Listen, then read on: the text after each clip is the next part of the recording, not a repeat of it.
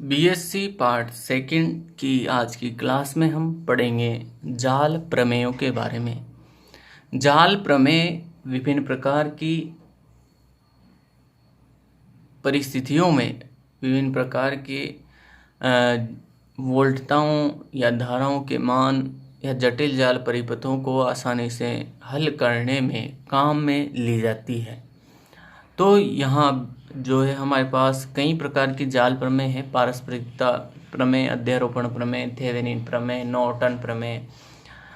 तो इनका हम अध्ययन करेंगे। हमने पिछली क्लास में 3 प्रकार की प्रतिबाधाओं को डिस्कस किया था, जिसमें टर्मिनल जाल में हमने निवेशी प्रतिबाधा, निर्गत प्रतिबाधा तथा आंतरिक प्रतिबाधा को हमने यहाँ डिस्कस किया था। हमने देखा था कि निवेशी प्रतिबाधा में निवेशी वोल्टता और निवेशी धारा का अनुपात जब कि निर्गत अन्य वोल्टता स्रोत जो हैं उस परिपथ में लगे अन्य वोल्टता स्रोतों को उनकी आंतरिक प्रतिबाधा के द्वारा प्रतिस्थापित कर दिया गया हो, तो उस स्थिति में हम उसे निवेशी वोल्टता और निवेशी धारा के अनुपात को हम क्या कहते थे? निवेशी प्रतिबाधा। उसके बाद हमने बात की निर्गत प्रतिबाधा की, यानी कि जब अन्य वोल्टता स्रोतों को उनकी आंतरिक प्रतिबाधाओं से प्रतिस्थापित कर दिया गया हो, तो उस स्थिति में निर्गत वोल्टता और निर्गत धारा का जो अनुपात है वो आपके निर्गत प्रतिबाधा कहलाती है। और जब निवेशी की वोल्टता और निर्गत की धारा या निर्गत की वोल्टता निवेशी की धारा का अनुपात लिया जाता है और अन्य वोल्टता स्रोतों को जाल परिपथ में से जो है उनकी आंतरिक प्रतिबाधाओं से प्रतिस्थापित कर दिया गया हो, तो उन्हें इस स्थिति में हम आंतरिक प्रतिबाधा की श्रेणी में लेते हैं। आज हम बात कर रहे हैं पारस्परिकता प्रमेय की। तो पारस्परिकता जो प्रमेय है उसका जो कथन है उसे ध्यान से समझे। विभिन्न प्रतिबाधाओं और वोल्टता स्रोतों से युक्त द्विपार्श्विक जाल में वोल्टता स्रोत और अमीटर की स्थिति आपस में बदल देने पर भी जाल की आंतरिक प्रतिबाधा या आंतरिक प्रतिबाधा अपरिवर्तित रहती है। तो जैसे कि हमें ये एक जाल परिपथ दिखाई दे रहा है, इसमें यदि हम वोल्टता स्रोत E और वोल्टता स्रोत A की स्थिति एक्सचेंज कर दें, यानी कि यहाँ A और यहाँ E को लगा दें, तब भी हमें जो इस फर्स्ट डायग्राम से जो आंतरिक प्रतिबाधा प्राप्त हो रही है वही आंतरिक प्रतिबाधा इन दोनों को आपस में एक्सचेंज करने पर भी वही रहेगी। ये पारस्परिकता प्रमेय कहती है। अब इसको सॉल्व भी कर लेते हैं। तो डायग्राम आपके सामने है। ये एक जाल परिपथ है। Z1, Z2, Z3 यहाँ प्रतिबाधाएं हैं। यहाँ E वोल्टता का स्रोत है, इसमें I1 धारा प्रवाहित हो रही है इसके द्वारा, और इस पाश में जो है I2 धारा प्रवाहित हो रही है। यहाँ अमीटर धारा स्रोत के रूप में लगा हुआ है। तो अब हम इसको सॉल्व करते हैं। एक बंद विद्युत जाल ABCDEFA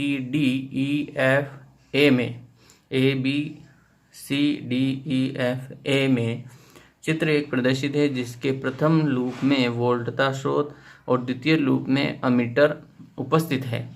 तो सबसे पहले हम बंद लूप लेते हैं ABEFA। तो ये हमने बंद लूप लिया ABEFA, ये फर्स्ट। तो इसमें हम जो है किरचॉफ के सेकेंड लॉ, किरचॉफ के द्वितीय नियम को अप्लाई करते हैं, जिसे वोल्टता का नियम भी कहते हैं। तो Z1 I1 देख सकते हैं आप, Z1 I1 plus Z3 I1 और यहाँ से I2 विपरीत दिशा में प्रवाहित हो रही है, तो हम इसे लिखते हैं, चूँकि Z3 में दो धाराएं प्रवाहित हो रही है, Z1 और I1 और I2। तो I1 तो इस तरफ प्रवाहित हो रही है और I2 यहाँ से जाएगी तो इस तरफ विपरीत दिशा में प्रवाहित होगी। तो पहले भी बता चुका हूँ कि हम जिस पास में धारा की बात कर रहे हैं उसी डायरेक्शन को लेते हैं, उसके विपरीत धारा प्रवाहित होती है तो वो माइनस में ली जाती है। तो यहाँ देखें तो Z3 into I1 minus I2, इस तरह से इसकी धाराओं को हम यहाँ लिखेंगे। तो I1 प्लस में, I2 माइनस में, क्योंकि I1 इसी डायरेक्शन में बह रही है और इसमें I2 इसके विपरीत दिशा में है। तो Z3 I1 minus Z3 I2 is equal to E। तो यहाँ Z1 Z3 से I1 को कॉमन लिया, minus Z3 I2 is equal to E। ये इक्वेशन फर्स्ट। बंद लूप, दूसरा बंद लूप लेते हैं BCDEB। तो ये बंद लूप BCDEB ये लिया। अब यहाँ हम बात करेंगे तो इस लूप में धारा इस तरीके से प्रवाहित हो रही है I2, तो Z2 I2, तो Z2 I2। फिर Z3 की बात करेंगे तो Z3 में धारा यहाँ इस लूप की बात करें तो I2 धारा इस तरह से प्रवाहित होगी। तो I2 के विपरीत I1 आ रही है तो I2 को पॉजिटिव लेंगे, I1 को नेगेटिव लेंगे। तो यहाँ बनेगा इस लूप के लिए Z3 I2 माइनस I1। तो देख सकते हैं Z2 I2 plus Z3 I2 minus Z3 I1 is equal to 0। 0 इसलिए क्योंकि इसमें इस पाश में किसी भी प्रकार का कोई वोल्टता स्रोत नहीं है। देख सकते हैं यहाँ कोई वोल्टता स्रोत नहीं है, यहाँ केवल धारामापी अमीटर लगा हुआ है, इसलिए 0। तो Z2 Z3 में से I2 को कॉमन लिया, minus Z3 I1 is equal to 0। यहाँ इसको सोल्व करते हैं और I1 की वैल्यू फाइंड आउट करते हैं। तो I1 की वैल्यू हमें इक्वेशन नंबर 2 के रूप में हमें मिलती है और यहाँ से I1 की वैल्यू हम पुट करेंगे इक्वेशन 1 में। यहाँ से I1 की वैल्यू इक्वेशन 1 में यहाँ रखते हैं। तो यहाँ हमने इसकी I1 की वैल्यू रखी। I1 की वैल्यू रखने पर हम देख सकते हैं, हमने यहाँ I1 की वैल्यू रख करके इसको सोल्व किया तो यहाँ I2 को कॉमन ले लिया, I2 को कॉमन लेकर के इधर भेज दिया।